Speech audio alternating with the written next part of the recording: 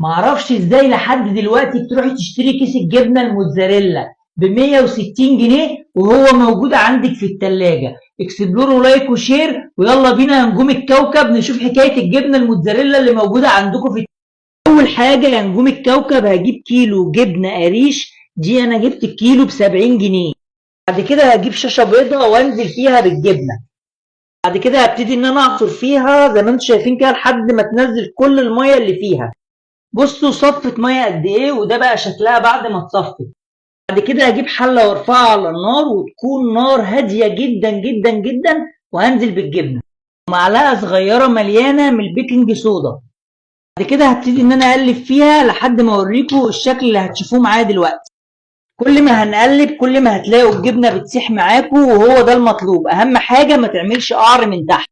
بعد 10 دقايق تقليبه على نار هاديه شايفين المطه ولسه ما كملناش.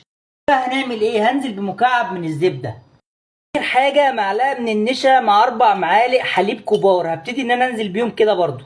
جيب اي حاجه بقى ينفع تخش التلاجة واسيبها في التلاجة لمده ساعه وبعد كده هوريها لكم شكلها بعد تقريبا ساعه من التلاجة. عايز اقول لكم بقى ممكن تقطعوها صوابع تبشروها. دي لقمه كريب كانت عندي بقى هحط فيها واحطها في الفرن ونشوف هتسيح ولا مش هتسيح.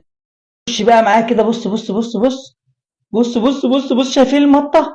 شايفين المطه يا نجوم الكوكب؟ اكسبلور كتير ولايك كتير يا حبايب قلبي يا نجوم الكوكب.